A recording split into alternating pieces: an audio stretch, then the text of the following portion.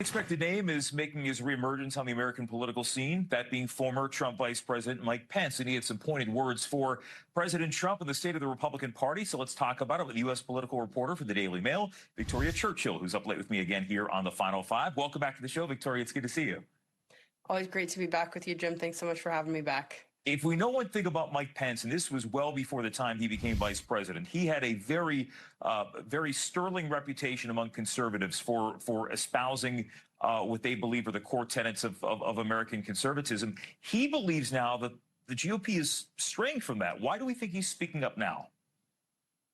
Well, I mean, we actually want to point out that this isn't that new. Of course, as soon as he left the vice presidency, he started his think tank, Advancing American Freedom.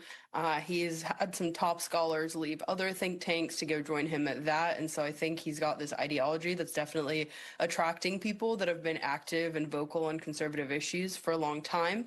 And, you know, of course, he did briefly run for the presidency also in 2024. But I think it is interesting to see Vice President Pence come out in this bold way, also at a time when we're seeing a lot of the Democrats come out and be vocal about what happened in their party.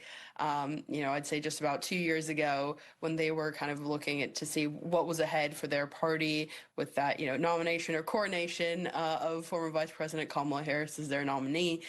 And then, you know, I think it's also interesting that he's coming out at a time where I think we're seeing current Vice President Vance actually also have some disagreements with core members of the Trump administration. And so, you know, I do think it's interesting that former Vice President Pence is inserting himself into a lot of these conversations. What seems to be the big issue that's driving this? Because you mentioned, yes, we are seeing a schism in the Democratic Party as well, and certainly we've talked about that before. We're definitely going to talk about it again at some point. But when you look at the state, I mean, the Republicans are in control. They have the House, they have the Senate, they have the White House.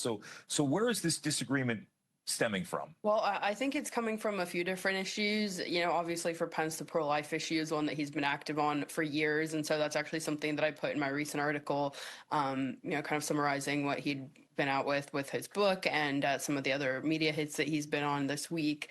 So, you know, that's definitely one that he is no stranger to, and to really being a champion on that issue as well. But, you know, also I think when you talk about economic conservatism, we've actually been seeing this, of course, both on the left and the right, this embrace of more populist policies. You know, there was somebody, I believe it was Senator Bernie Sanders, came out this week where he wants government to have stake in AI companies.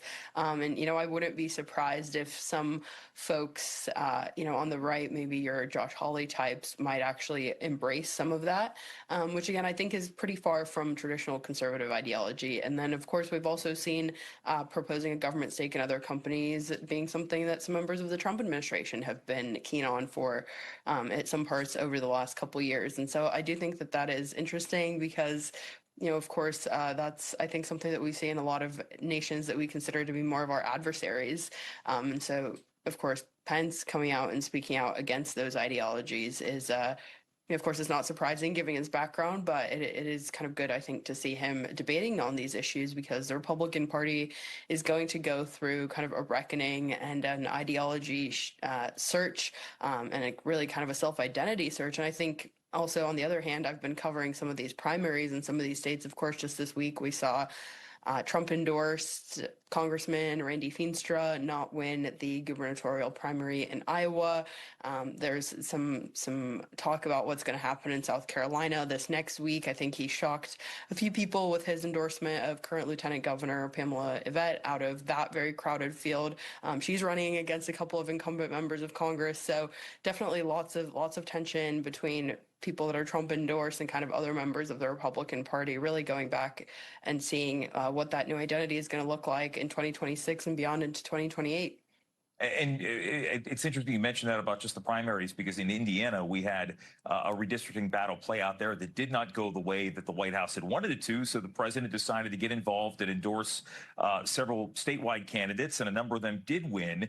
So, I mean, the endorsement counts for something. But just back to Pence, I'm curious, the people that you've talked to in the GOP, I mean, he's speaking. Are people listening?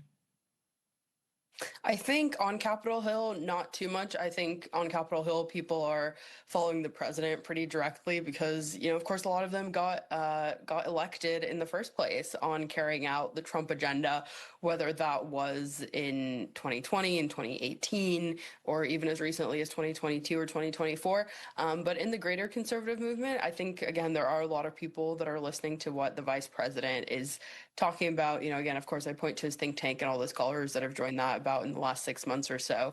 But of course, that's always kind of a tension that we have, I think, both for Democrats and Republicans of what are DC think tanks saying versus the grassroots, where the division between that lies is of course, to be seen. But I also do want to point out that I think a lot of these ideas that come out of DC are actually tested in state legislatures. So that's also, I think, another good way for some of these policies to be tested, where maybe people aren't super sure how they're going to play on Capitol Hill, but in state legislatures, that's where some of these changes could be made as well. Is Victoria Churchill? We'll push out a link to that piece in the Daily Mail. Great to see you again. Always great to be back. Thanks so much. We're back after this.